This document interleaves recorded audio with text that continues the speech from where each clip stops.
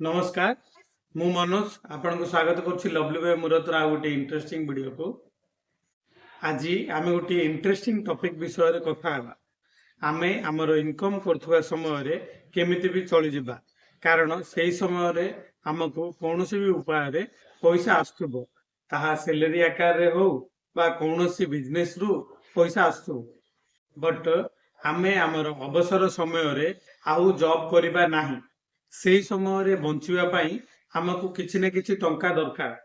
चलंतु जानिबा अवसर परे बा 60 वर्ष परे भी आमे हमर लाइफ को केमिति आराम रे बंची परिबा। चलंतु जानिबा एही अवसर समय रे आमे हम जीवन को केमिति सहज रे कटाई परिबा। आजिरो टॉपिक डे हेउछि मासकु 50,000 पेंशन पाइबा पई हमको कोन करिबा को पड़िबो। आजिकाली बहुत गुड़िए जॉब रे पेंशन मिलुना, किंतु आमे केमिति अवसर समय रे पेंशन पाइबा से विषय रे आज जानिबा।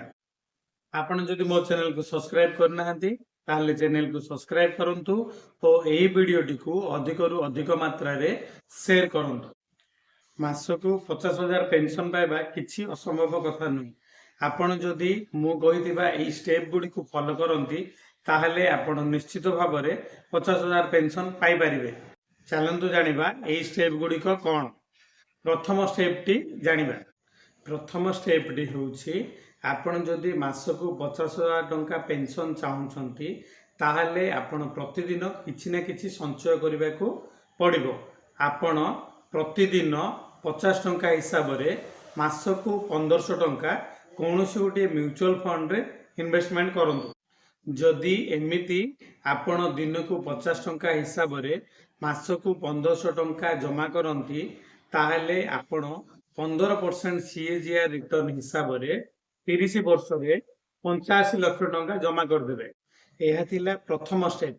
चलंतु जानिबा सेकंड स्टेप टी कोन। जदि आपणकर बयस 30 वर्ष ताहले आपण 60 वर्ष रे एही 85 लाख टंका पाई परिबे।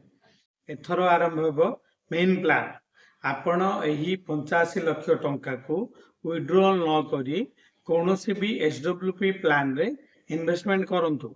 एसडब्ल्यूपी प्लान माने सिस्टमैटिक विड्रॉल प्लान अनुसार आपण एथरो प्रति मास रे टंका जमा न करी प्रति मास रे टंका पाई परिबे। एही प्लान अनुसार आपण जदि एहा को 10 वर्ष कंटिन्यू करंती ताहले आपण प्रति मास रे 50,000 टंका पाई परिबे। एहा सहित आपण 10 वर्ष परे 2 करोड़ टंका पाई परिबे। जदि एहा को आपण 20 वर्ष पर्यंत करंती ताहले आपण प्रति मास रे 50,000 टंका पाइबा सहित आपण 20 वर्ष परे 7 कोटी टंका पाई परिबे। सो फ्रेंड्स, आपण प्रति मास रे 1500 टंका जमा करंतु और एहा को 30 वर्ष पर्यंत कंपाउंडिंग हेबा को छाड़ दियंतु, ताहले आपण को कोटिपति हेबारे केही अटकाई परिबे नाही।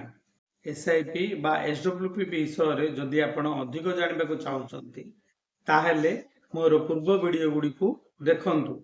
एही वीडियोटी आपण आपनकर प्रियजन मान को शेयर करंतु और चैनल को सब्सक्राइब करंतु। वीडियोटी केमिति लागिला कमेंट्स माध्यम रे निश्चय जणांतु। नमस्कार, जय जगन्नाथ।